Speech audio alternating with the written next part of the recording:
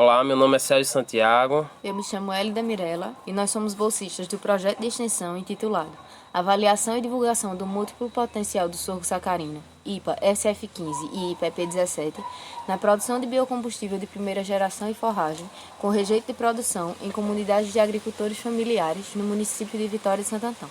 Nosso projeto é coordenado pelo professor Márcio Vasconcelos e co-orientado pelo professor Sérgio Dolerão.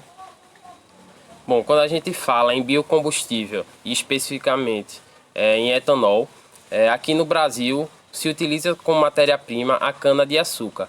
E na região Nordeste não é diferente. Na safra entre 2018 e 2019, a região Nordeste foi responsável por produzir mais de 28 mil toneladas de cana-de-açúcar, mostrando assim o forte dessa cultura para a região.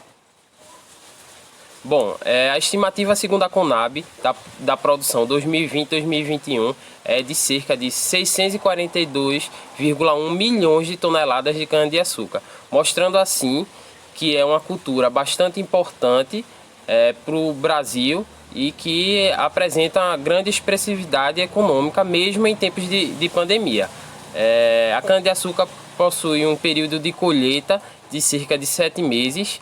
E é importante, mesmo nas pequenas cidades, por possuir uma empregabilidade de cerca de 71 mil por cada ciclo. A empregabilidade na cana-de-açúcar está em diversos setores, desde a própria usina até o corte e a queima, que são práticas ainda muito utilizadas no nosso estado e região em si. O sorgo é uma cultura de ciclo curto e apresenta uma grande vantagem em comparação à cana-de-açúcar. Seu primeiro corte é de 4 meses, é feito após 4 meses do plantio, e em seguida os cortes são feitos com 3 meses. O plantio é feito por sementes e outra grande vantagem da cultura é a possibilidade de mecanização da colheita, facilitando assim as grandes produções, né? O rendimento de açúcares está no colmo. E o sorgo é utilizado o bagaço como fonte de energia, geração de eletricidade, a produção de etanol e produção de forragem animal.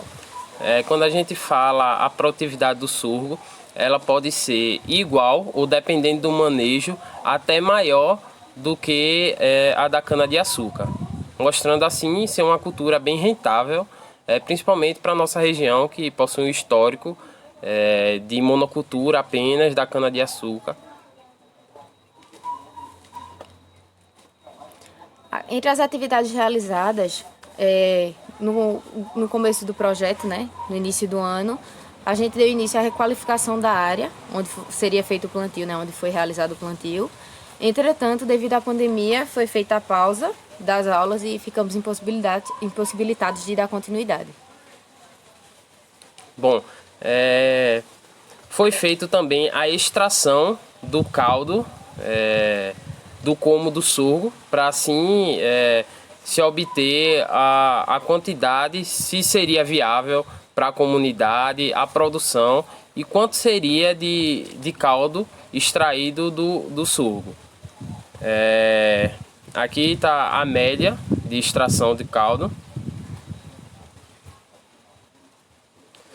Também foi feito a determinação de etanol teórico do sorgo, para assim a gente poder comprovar cientificamente para a comunidade a viabilidade do sorgo, não só para a forragem, mas também para a produção de etanol. A produção de etanol teórico foi feita seguindo a metodologia por Masson et al. Aqui a gente encontra a média de etanol teórico obtidos através da produção de sorgo feita lá no município de Vitória de Santo Antão. Aqui, mais uma das atividades realizadas no projeto foi a produção do material de divulgação, né?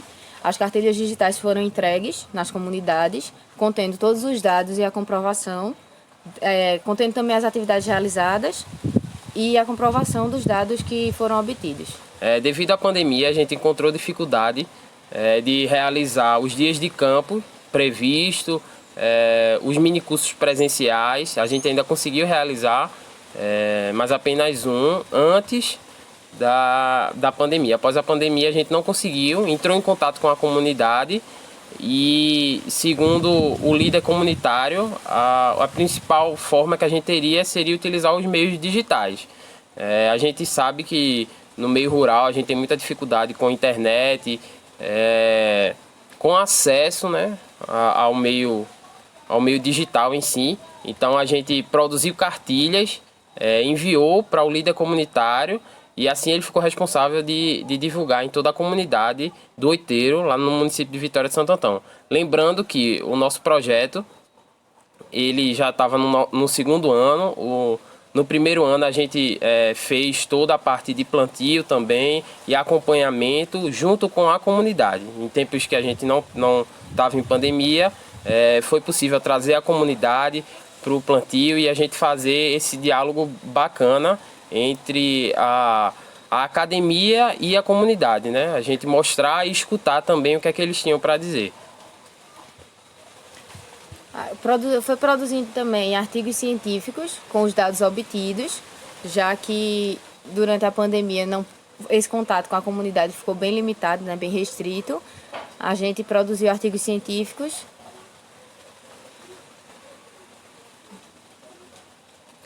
Também produzimos, ainda neste ano, né, antes da pandemia, mini cursos, onde o nosso projeto tinha o principal viés, a produção de biocombustível, do etanol e da forragem, mas ao longo disso a gente observou a qualidade que o sorgo, a potencialidade que ele apresentava também em produzir farinha. E aí, a pedido da comunidade, a gente desenvolveu projetos que geraram também os artigos científicos, né?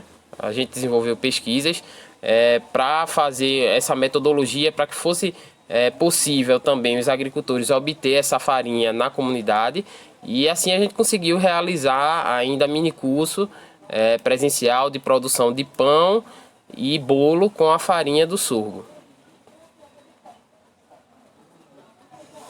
Dentre as dificuldades encontradas, a principal dificuldade que mais dificultou, né, as atividades do projeto foi o contato com a comunidade devido à pandemia, né? E esse recesso que teve na instituição, também ficamos impossibilitados de dar encaminhamento do projeto lá, do plantio. E aí isso acabou que gerou o que a gente acabou de comentar, né? Esse processo de que todo o nosso projeto, que tinha um viés prático e a extensão em si do esqueleto de estender, de estar em contato com a comunidade, teve que ser virtual. E quando a gente pensa no meio agrário, a gente tem que entender que tem todas essas dificuldades de acesso à internet, de acesso a celular, computador. Então, foi a principal dificuldade encontrada. É importante lembrar que a pandemia ainda não acabou, que a gente deve se cuidar, deve manter a higiene, o distanciamento social e o isolamento. Com isso, a gente queria agradecer ao Instituto Federal de Pernambuco. Concluímos nosso trabalho agradecendo também a todos os colaboradores, nosso orientador, Márcio Vasconcelos, co-orientador, Sérgio Doleron, e toda a comunidade acadêmica também, que nos deu suporte e tornou possível